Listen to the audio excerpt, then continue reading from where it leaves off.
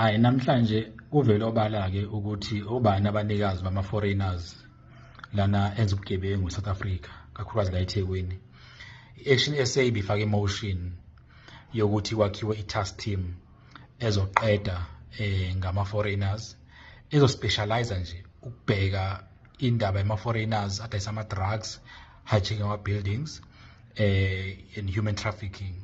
Kule motion besiphakamisa nanokuthi le task team le Metropolis izosebenzisana no SAPS kanye no Home Affairs and other law enforcement agencies ukuze sikwazi ukuthi singahlale njalo sicomplaina ngobugebengu nokugcwala kwama illegal foreigners eThekwini kodwa ingekho into esiyenzayo. So as Action SA sibone kufanele ukuthi kube khona nje i-task team within i-law enforcement yomkhandlu ezobhekana ngqo nobugebengu obenziwa ama illegal foreigners. Namhlanje sibone isimanga kodwa abantu abaholi kakhulukazi i-ANC ne-IFP kuyibona abafuna ukudistorta the motion ukuthi ingabe sasho lento lena kuyiyona efisa ukuthi yenzeke ukuqinisekisa ukuthi we deal decisively with illegal foreigners. Okumangazayo ke nokho ukuthi uNdunankulu umholi we-IFP kodwa uhlale ekhuluma ngendaba zokuthi kumele kuhamba ama illegal foreigners kodwa siyabona ngekho serious ngoba i-caucus ye-IFP eThekwini ibisupporta i-ANC ekuthenini i-motion yethu ayingakhulumi ngama illegal foreigners futhi ayingabikho i-special task team ezobhekana ngqo nama illegal foreigners. Benze argument sense yokuthi i-contest team yabopha ubani okwaboshwa uMetropolis nje esimaziyo. Mina ngikwazi umkhono kwaboshwa uMetropolis eboshelwa ukuthi u-illegal foreigner but yenza ama-invading iwenza ama-invade ya-invade kuphi leyo unit le abayikhuluma ngayo. So ke mhlawumbe icacile mhlawumbe obani kahle kahle abahlohla ama-illegal foreigners eThekwini, cacile futhi ukuthi obani kahle kahle who are beneficiaries of these illegal foreigners. So abantu baseThekwini watch out. It was clear namhlanje ukuthi ANC have no interest to deal decisively with illegal foreigners.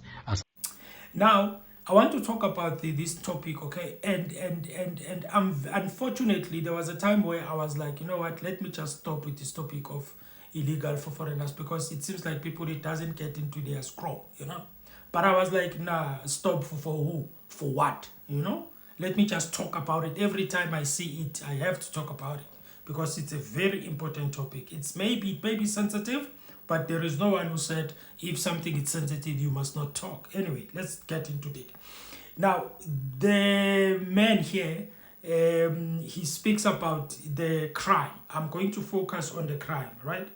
Now, what some of us we don't understand, guys, is the fact that it is actually comfortable if you are a South African police or you are South Africa in general to have people in South Africa who are South African, right? Who are staying in South Africa, they are South Africans, papers, everything, whatever, okay? Now, when you deal with crime, obviously, the majority of people that you will be dealing with during that time of South Africans only in the country, it's going to be South Africans, right? That means you will be able to deal with South Africans, especially when it comes to intelligence, when you're supposed to check their IDs, when you're supposed to check where they stay, where they sometimes go, locations and everything, you will be able to check all of those things if those people are actually stay in South Africa, they've got IDs and everything, they've got papers, okay? It becomes easy. And also when it comes to the population, when you are dealing with crime, I believe it becomes easier if you are dealing with crime with people that stay in that country, the population of that country, because the resources when they are spread, the resources when they are given according to that population of that country to deal with crime. Okay, our stats, they say 1, 2, 3, 4, 5. I think the budget will be this. And then it becomes a problem now. If there are people who come to a country illegally, so they just come here and then after that they also commit crime. Not all of them, because you will come in the comment, yeah, but not all of us, I know. But those people that commit crime, I'm speaking based on the crime. We can speak about other things, because if you are illegal, it doesn't matter if you are committing crime or not. If you are legal, in the first place, why are you illegal? That's the first thing. Anyway, we're talking about the crime thing. Now, when you've got people that come from outside now, they come into South Africa and then they start committing crime. What happens is it adds on the population of South Africa under the stats of crime. The stats crime becomes more because now you've got people that are illegal, that are committing crime. And the problem is the police.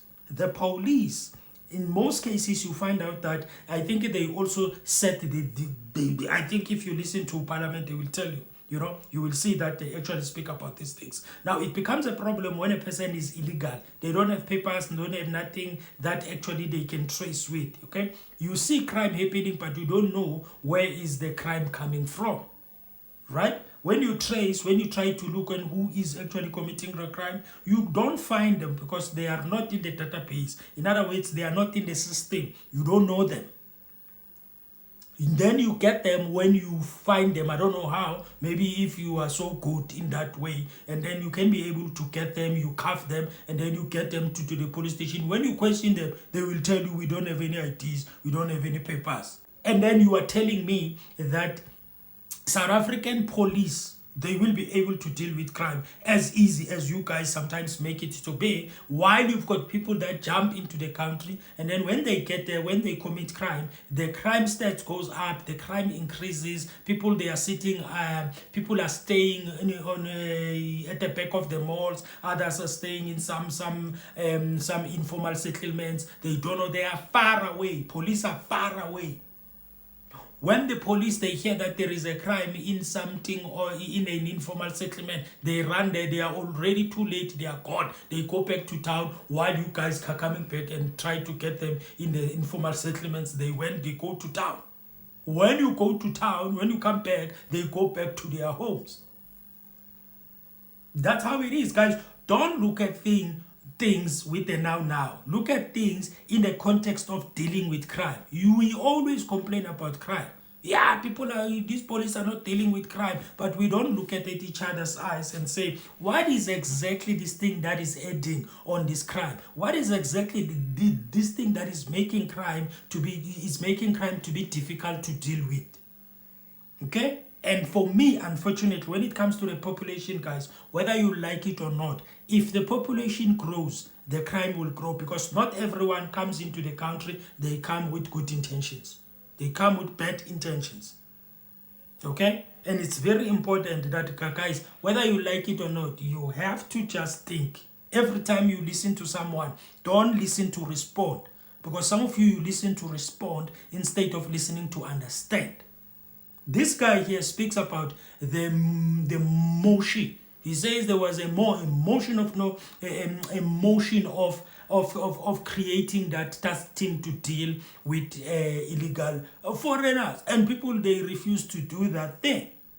According to me, I saw one day, there was a time, I think I will play it here. There was a time where I think it's a party in Nigeria. What is the party? I think it's what? It's a party. I think it's an old party, just like the ANC.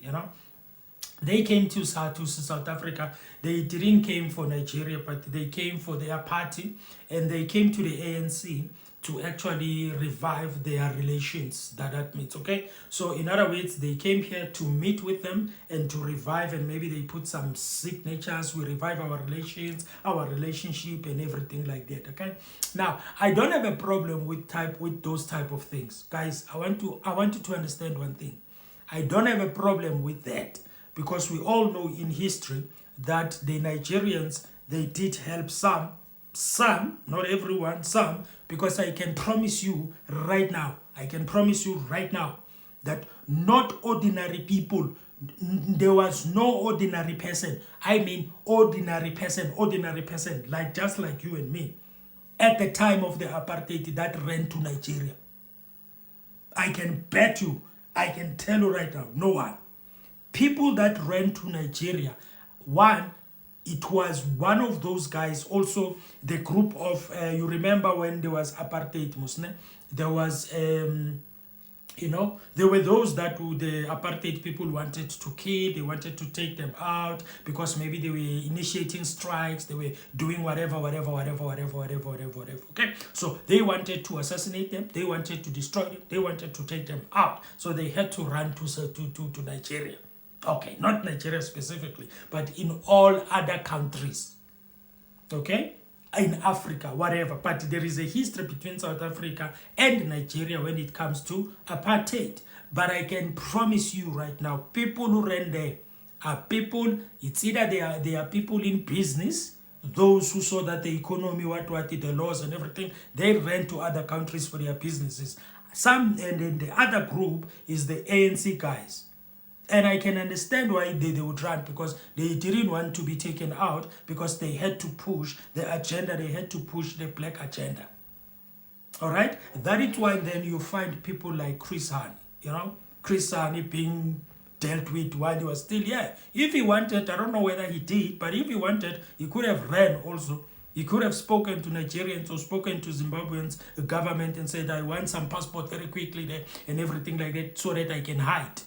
We all know the history that there are some struggle fighters who ran and hidden in other places. Now, if Chris Hani maybe, for example, didn't actually run to go to other countries, that is why it was easily for him to be actually taken out. Okay? Now, in as much as there are these relations between party to party, and the ANC is there in the GNU, and it has relations with the Nigerians, it doesn't mean now people, because they've got relations, then they can do umatanda or they can do whatever they want in South Africa. And at the time when they were running to other countries, they were not running to other countries willy-nilly. Okay, they used to give them, I think they used to give them like passports, make it easy for them to access passports, for example. Maybe, for example, I will give you an example. It's not an example that maybe it might be right or maybe that what happened, but I can give you an example. Maybe a person is running away, is making a call to the Nigerian government because they are aware that the Nigerian government, they don't support the apartheid thing, okay? They call them to say, listen, they want to kill us, we want to come there, blah, blah, blah, blah, blah. And then they are like, okay, very quickly, don't worry, give us 2 hours, we will deal with everything, and then blah, blah, blah, blah, and then he runs, and then he goes, and then he gets a passport. But they didn't run there. Or sometimes maybe it could have been that, okay, you can come tomorrow, or you can come to tonight, and get to our borders. We will make sure that you already have a passport. At the end of the day, they didn't just allow you to just go in. They will give you some papers for you to have access in there, or they will give you an opening so that you can get passport easily at any time you want to get it. But at the end of the day, it's not like you come in without passport, you come out, come in, come out, come in, come out. No. It was always followed according to the law. That's what we are about here. Okay? That's what we are about. We are not about that people we don't hate people. But let's do things accordingly.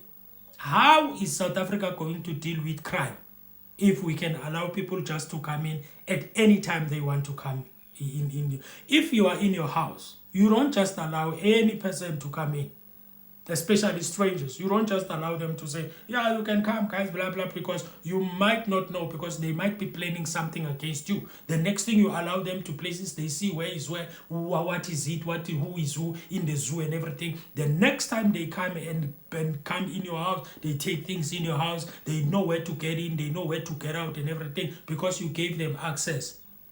All right? So it's very important that when we do things, guys, because South Africa is a land of